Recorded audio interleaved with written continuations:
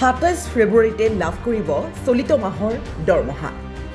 ৰাজ্য চৰকাৰৰ লাখ লাখ চৰকাৰী কৰ্মচাৰীৰ বাবে হোলীৰ উপহাৰ। মাৰ্চ মাহৰ প্ৰথম সপ্তাহত পাবলগীয়া দৰমহা দিয়া হ'ব এইবেলি ফেব্ৰুৱাৰীত। ৰাজ্য চৰকাৰৰ লাখ লাখ চৰকাৰী কৰ্মচাৰীৰ বাবে পুনৰ ভাল খবৰ আগবঢ়ালে হিমন্ত বিশ্ব শৰ্মা চৰকাৰে। এইবেলি মাৰ্চ মাহৰ দৰমহা পূৰ্বতেই লাভ কৰিব। 27 ফেব্ৰুৱাৰীতে লাভ কৰিব চলিত মাহৰ দৰমহা। অৰ্থাৎ মাৰ্চ মাহৰ প্ৰথম সপ্তাহত পাবলগীয়া দৰমহা দিয়া হ'ব ফেব্ৰুৱাৰীত।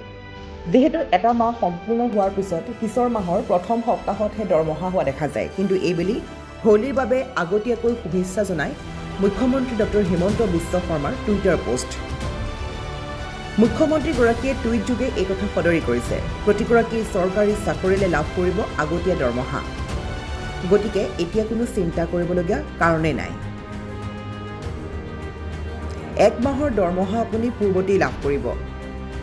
যিহেতু হোলী বুলি ক'লে সকলোকে টকাৰ প্ৰয়োজন হয়, নহয় জানো?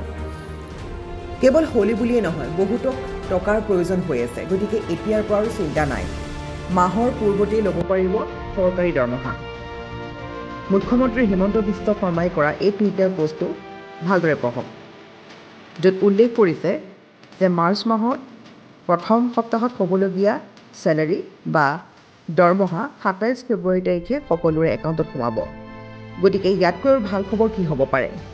ৰাজ্য চৰকাৰে লৈছে ইটোৰ পিছত সিটো ভাল ভাল খবৰ ৰাজ্যবাসীৰ বাবে। কেৱল মাথো আঁচনিতে সীমাবদ্ধ নহয়, এইবাৰ হিমন্ত বিশ্ব শৰ্মা চৰকাৰে দৰমহাৰ ক্ষেত্ৰতো আগবঢ়ালে এই অত্যন্ত সুযোগৰ কথা। এতিয়াৰে পৰা আপোনাৰ টকা প্ৰয়োজন হোৱা মাত্ৰকে আপুনি বেলেগৰ ওচৰত ধাৰ বিচাৰিব নালাগে বা বেলেগক আপুনি হাতযোৰ কৰিব নালাগে টকাকেইটাৰ কাৰণে। এতিয়া আপোনাক টকাৰ প্ৰয়োজন হোৱাৰ মাত্ৰকে আপুনি মাহটো সম্পূৰ্ণ নহওঁতেই পূৰ্বৰ মাহতেই আপুনি লাভ কৰিব দৰমহা। গতিকে এতিয়া টকা কৰি হাহাকাৰ কৰিব নালাগে চৰকাৰী কৰ্মচাৰীয়ে। লগতে আগন্তুক হোলীৰ বাবে সকলোৱে এতিয়া উদযাপন কৰিবলৈ সাজু হওক, কিয়নো আপুনি লাভ কৰিবলৈ গৈ আছে 27 ফেব্ৰুৱাৰী তাৰিখে আগতীয়াকৈ চৰকাৰী দৰমহা।